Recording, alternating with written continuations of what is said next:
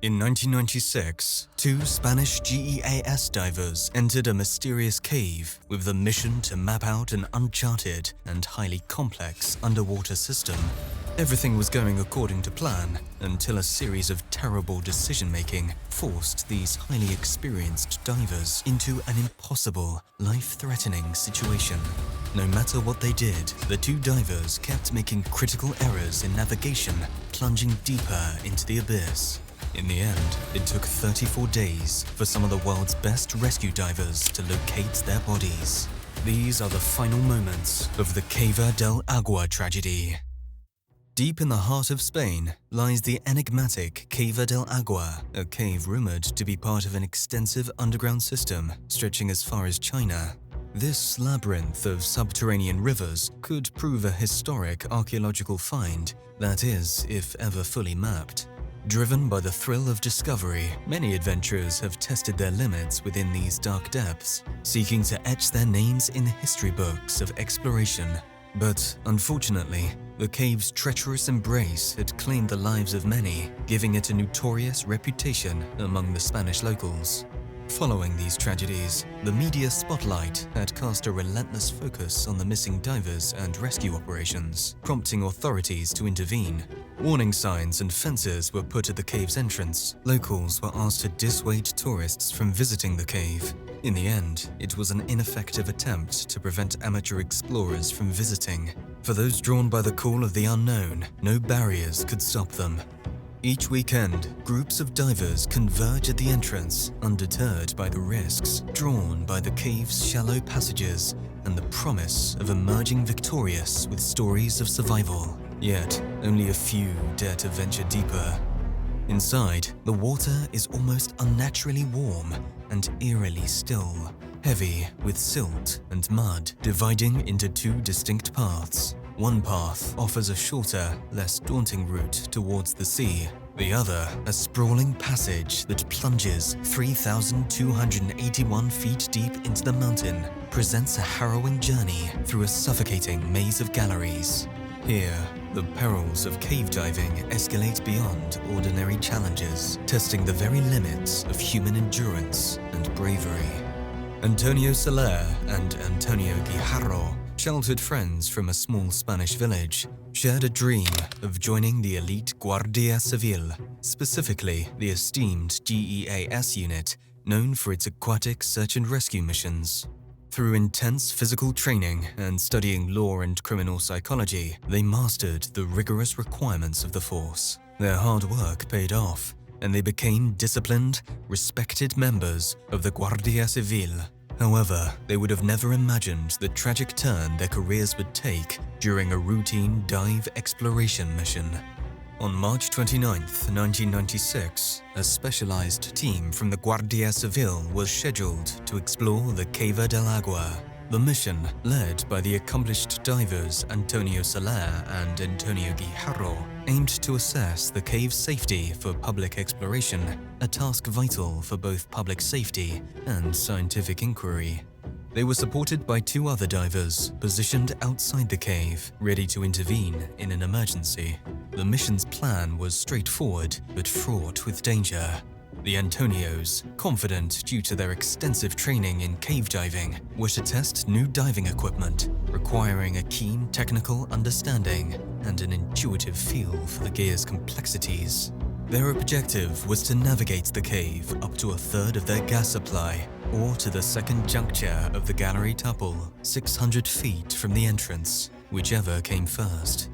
Descending into the cave, the Antonios moved slowly, appreciating the eerie beauty of their surroundings, the water a comforting 82 degrees Fahrenheit. Carefully and meticulously descending, they reached a challenging part of the cave, known as the Gallery of Distress, notorious for its narrow passages and sediment-laden floor. In cave diving, improper fin movements can stir up sediment and cause visibility to plummet, a known hazard in this section. They entered the expansive and cavernous Gallery of Discord, which offered multiple potential routes, but those were reserved for later exploration.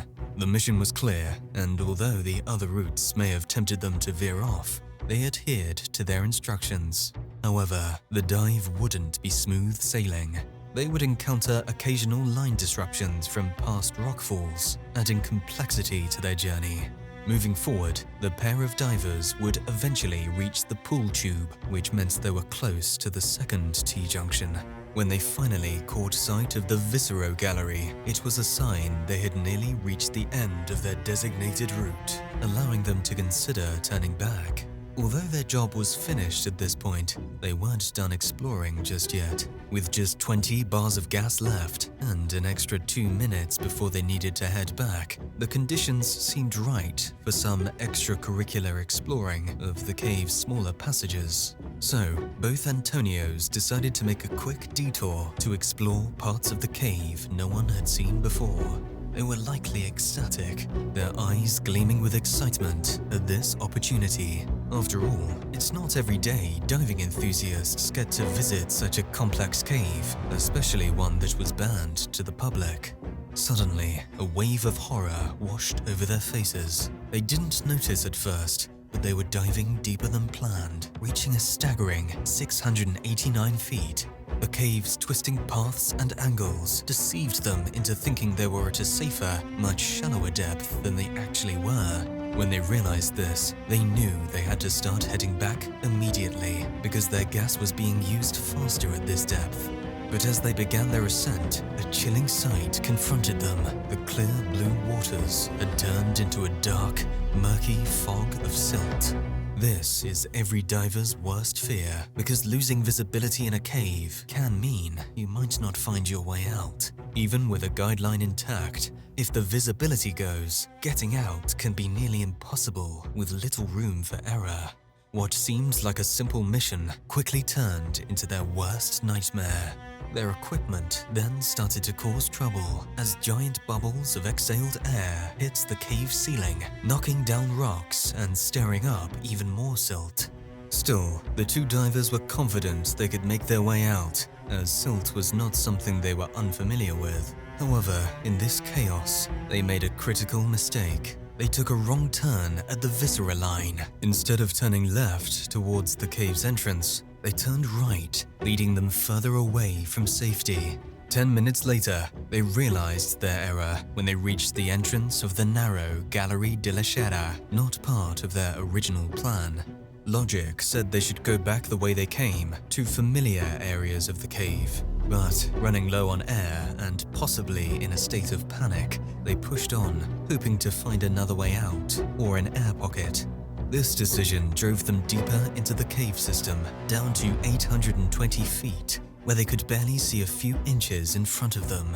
Desperately, they looked for any sign of an exit, a ray of light, anything. But the cave offered nothing but dark, silt-filled water. Continuing in the wrong direction for another 15 minutes, they hit a dead end. No escape routes, no further passages, just crushing isolation and despair in the deep, dark quiet of the cave, where their lights barely made a difference. The situation grew more and more dangerous with each passing moment. They desperately looked for an exit, but it all seemed hopeless. After another 10 minutes of aimlessly navigating the complex underwater maze, reality hit them as extreme panic began to ensue. At this point, their air tanks were nearing empty. As their air dwindled to a mere 5 minutes, the two Antonios felt the crushing weight of isolation deep within the Cueva del Agua. They had no choice but to cautiously retreat, carefully retracing their steps along the gallery line for another 150 feet in a desperate search for an air pocket. But in a heart-stopping moment, Antonio Soler watched in horror as the light from Antonio Guijarro's flashlight faded and then disappeared completely. Guijarro had succumbed to hypoxia, losing consciousness and vanishing into the murky waters below. Alone and overwhelmed by the deafening silence, Antonio Soler realized he might suffer the same fate as his lifelong friend if he didn't move quickly. Driven by desperation, he pushed forward, swimming towards a new passage that might lead him to safety. Meanwhile, above ground, the rescue team from the GEAS, Spain's underwater search and rescue unit, felt the tension mount. An hour had passed, with no contact from the divers. Something was wrong. The order was given to dive in and find their missing colleagues. The urgency was palpable. Every second was critical. The support divers, fully prepared, plunged into the dark, silt-filled waters. Despite meticulous checks and their experience, visibility was atrocious, limiting their view to just 90 feet. As darkness enveloped the area, hope dimmed with the failing light. The initial search yielded no results, but the rescue efforts continued relentlessly, day and night. Although the divers had long exhausted their air supply, the team held onto a thin hope that the divers had found an air pocket. Spain's most skilled divers, including Navy experts, joined the mission, enduring 35 grueling days of searching the challenging cave environment. On May 1st, 1996, 34 days after the tragic dive, a somber breakthrough occurred when Antonio Guijarro's lifeless body was found 600 feet from the cave's entrance. The very next day, Antonio Solera's body was discovered in a similar state of decomposition due to the warm water 311 feet from the same gallery entrance. Following numerous tragedies, plaques now honor those lost near the cave's entrance, urging that the cave be reserved for scientific study rather than tourism. Today, the local group called the Grupo Cueva del Agua Limit 10,000 continues to explore the ominous cave, aiming to connect it with nearby systems and reach depths of 1,000 meters.